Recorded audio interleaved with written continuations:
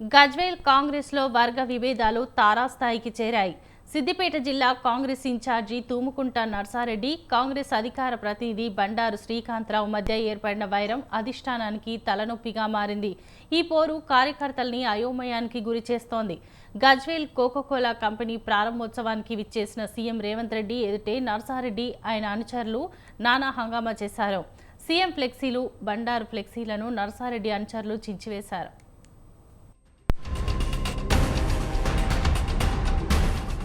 ఒకప్పుడు కాంగ్రెస్ కు కంచుకోట గజ్వేల్. బీఆర్ఎస్ రాక అనంతరం గజ్వేల్ రాజకీయాల్లో అనూహ్య పరిణామాలు చోటు చేసుకున్నాయి. అయితే కాంగ్రెస్ సర్కార్ అధికారంలోకి హస్తం పార్టీలో నాటి కంచుకోట పరిస్థితులు రాకపోగా వర్గ విభేదాలు, గ్రూప్ రాజకీయాలు, అంతర్గత కలహాలు పెరిగిపోయాయి.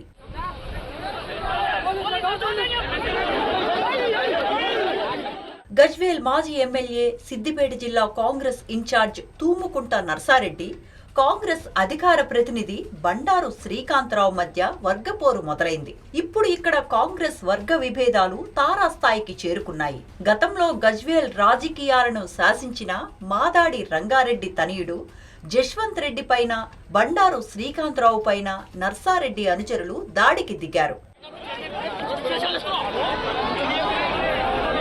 దాదాపు అర్ధ శతాబ్దంగా పార్టీకి సేవలందించి సీనియర్ లీడర్గా, సిన్సియర్ లీడర్గా పేరు తెచ్చుకున్న జశ్వంత్ రెడ్డి ఈ విపరీత పరిణామాలపై కలత చెందారు. ఇక కాంగ్రెస్ లో ఇమడడం కష్టం అనుకుని కమలం పార్టీ పంచను చేరారు. మాదాడి లాంటి మంచి నేత పార్టీని వేడటం, అనుచిత రీతిలో నర్సారెడ్డి వర్గీయులు ప్రవర్తించటంతో గజ్వేల్ కాంగ్రెస్ సీనియర్ నేతలు నర్సారెడ్డి పెత్తన తీరుపై మండిపడ్డారు. సమిష్టిగా బండారు శ్రీకాంత్ వర్గంలో చేరిపోయారు. గజ్వేల్ నియోజకవర్గంలో నెలకొల్పిన కోకోకోలా కంపెనీ ప్రారంభోత్సవానికి వచ్చిన సీఎం రేవంత్ రెడ్డి ఎదుటే నర్సారెడ్డి వర్గీయులు నానా బీభత్సం సృష్టించారు. CM Revanth Reddy down down అంటూ నినాదాలు చేశారు. అంతటితో ఆగకుండా ముఖ్యమంత్రి ఫ్లెక్సీలు, బండారు శ్రీకాంతరావు ఫ్లెక్సీలను చింపి పారేసి నానా హంగామా సృష్టించారు.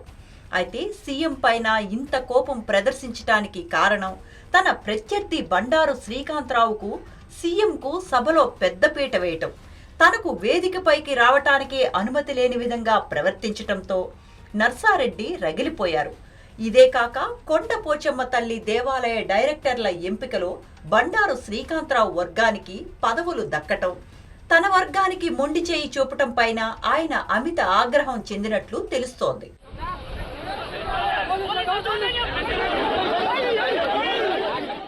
ఇటీవలే మీడియా మీట్లోనూ సీఎం రేవంత్ రెడ్డి తీరుపై నర్సిరెడ్డి మండిపడ్డారు. సీఎం రేవంత్ రెడ్డి పెత్తనం తనపై సాగదని, తనకు అధిష్టానం ఆశీర్వాదం ఉందని ఆయన తెలిపారు. గజ్వేల్ గ్రూప్ రాజకీయాలతో ఎవరి పక్షాన ఉండాలో తెలియక కాంగ్రెస్ కార్యకర్తలు అయోమయానికి గురవుతున్నారు.